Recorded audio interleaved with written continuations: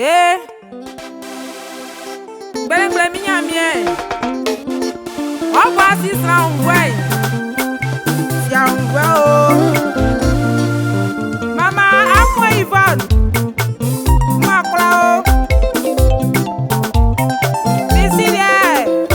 Kurwa kwa nesto. Yami rosuba.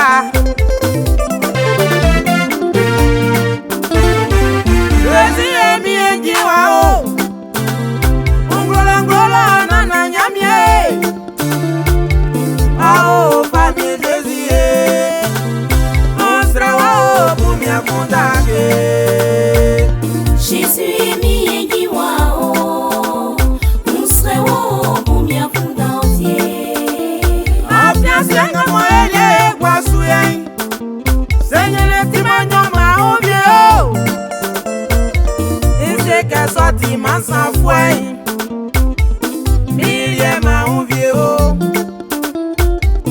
Milie buye kundake.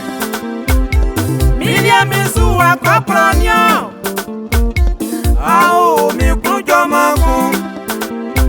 Ndi alienyo toma mikruku. La vie maku. Yakina bumya kundake.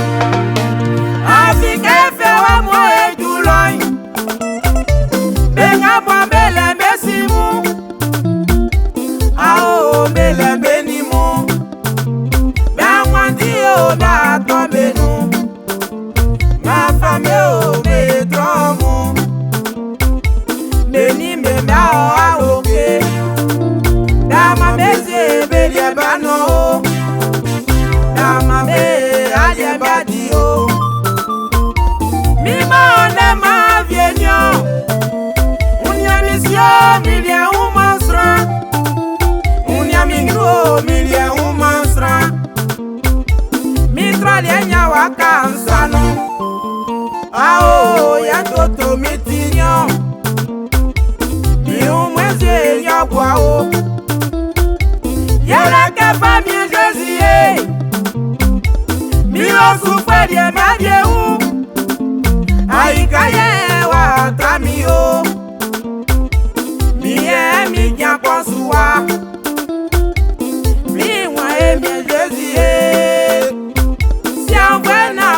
Kundake. Minile kwa si afwe mari. Ma, yami roso. Iwasa vye be owa. Dafele oti kamilien sa. Aible wawe wasaki alomo. Tukpate wakwa kwa sravye o. Mi wasravye ja oli sunyo. Ona ume ibuse nuba o. Ao miaye wanzolele. Yaki osi ya unfweke. Anye ondenyo selike. Ike ngamo krosa fanga ngele. Leyi ayi okwale ngwa o. Nyamye yi okwale ngloke. Jésus na memeji wa o. Siangwena buya kundake. Ao famille Jésus. Ana kama.